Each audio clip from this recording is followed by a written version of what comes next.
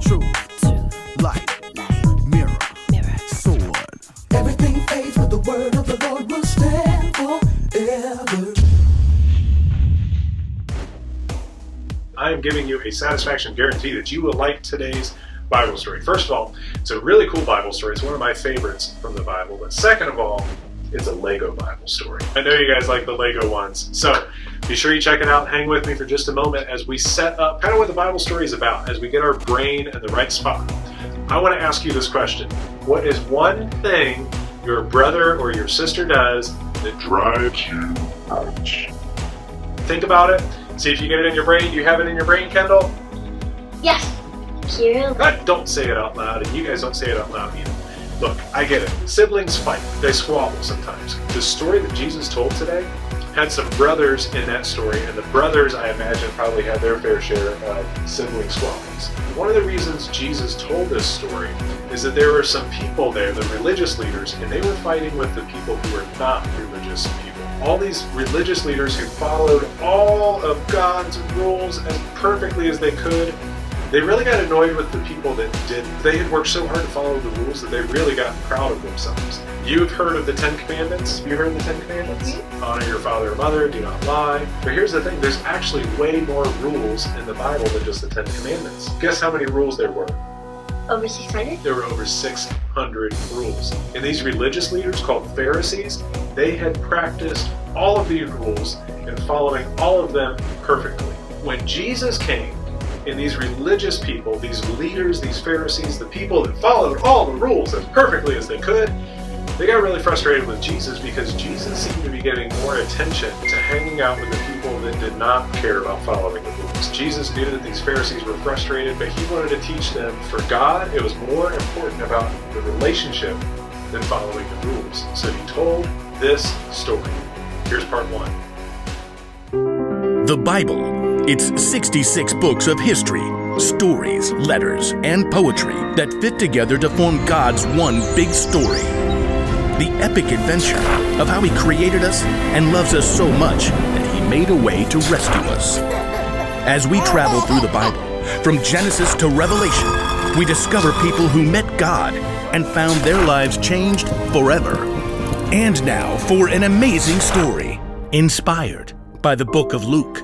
Chapter 15, verses 11 through 24. Everywhere Jesus went, crowds gathered. Often he would heal their sicknesses, but he was more interested in healing their hearts. Blessed are those who hear God's word and obey it. Important religious leaders came to hear Jesus, but everybody else did too. Moms and dads, shopkeepers and tax collectors, misfits and other people who did wrong things. The last will be first, and the first will be last. The religious leaders were angry Jesus chose to welcome everyone. He hangs out with sinners and even eats with them. Jesus knew the hearts of the religious leaders. They believed that keeping all the rules made them closer to God than anyone else. So Jesus told them a story. There was a man who had 2 sons. Now, if Jesus were telling this story today, it might go a little something like this. There are 2 brothers. We'll call the older brother Will and the younger son Jake. These 2 young men were just a little different from each other. Father, I finished planting the barley field, cleaned out the cow stalls, and fed the goats. All before breakfast? All before breakfast. Where's your brother? In bed. Jake, come get some breakfast. Is it noon yet? I'm not getting up before noon. I need you to help your brother rebuild the shed. Don't we have servants to do that? I'm tired of people telling me what to do. I want to be in charge. As Jake considered, he realized that one day when his father was gone, his older brother and he would split all of the money, and then he would be at least half in charge. Why wait? I'll just take my share now. After breakfast, Jake found his father examining the damaged shed. I want my share of your money. You'll get it. One day. Nope. I want it all right now. The father studied Jake with sadness in his eyes. Then he decided to let Jake learn the hard way. All right. You can have your share. Woo-woo! So Jake took his half of the property in cash, and then he packed up and headed off to travel the world on his own terms. So long, suckers! After days of travel, Jake finally arrived in a country where the sun was warm, the breeze was cool, and the lake water was as smooth as glass. Ah, this is the life. Jake rented a beachfront villa. Dude ate whatever he wanted. Pizza for breakfast, Twinkies for lunch, ooh, ice cream for dinner. He threw huge parties and gave away lavish gifts. Ooh, Jake, you're like so amazing. Wow, is this the new SolarWare 2020 gaming system? Well, you can have it. I'll get another. Dude, you are the best. But soon, a famine swept the land. Food ran low. Huh. All I've got is ramen. I better go to the store. Jake checked his money pouch. It was nearly empty. 2 pennies? But I had so much. Hey, anyone have an extra PB&J? No. Don't bug us. Jake had nothing left. At last, he was forced to work for a farmer taking care of the pigs. Soo-wee! Hey, pig.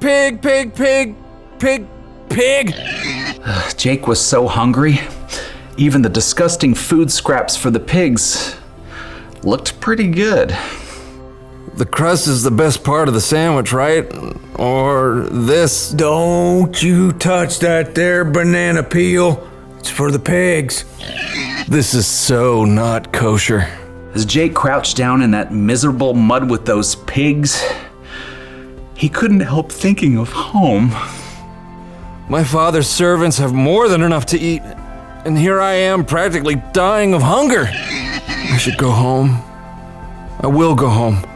I'll say, Father, I have sinned against heaven, and I have sinned against you. I'm no longer fit to be called your son. Make me like one of your hired servants. Yeah, that's good, right? Jake got right up and headed home. The journey took a lot longer on foot, and he was weak with hunger. Sinned against heaven, sinned against you. I'm no longer worthy. At last, Jake reached his hometown. Nobody even recognized him as he shuffled down the road, dusty and ragged. I'll just sneak into the house the back way. But as Jake neared his home, he saw someone standing on the porch. I really hope that's not Will. In an instant, the figure on the porch leapt down and began to run. The man raced down the walk and flung open the gate. Wait, it's Dad! Jake's father ran along the dusty road toward his son. Dad, My son! The father threw his arms around Jake and kissed him. Jake swallowed hard and stepped back. Father, I've sinned against heaven and against you. I'm no longer fit to be called your son. But Jake's father was too full of laughter and tears to listen to any of this. Instead, he hugged his son again and led him back to the house, calling for the servants. Quick! Bring the best robe and put it on him. Put a ring on his finger, sandals on his feet. Bring the fattest calf and kill it, and let's have a feast and celebrate. This son of mine was dead, and now he is alive again. He was lost, and now he is found. Wow, Dad, I don't deserve any of this. I don't know what to say except thank you. So the father had freely forgiven the younger son. But the story wasn't over yet, because Jake's older brother, Will, you remember him? He was out working hard in the fields, and well, Will would turn out to be far less forgiving than his father.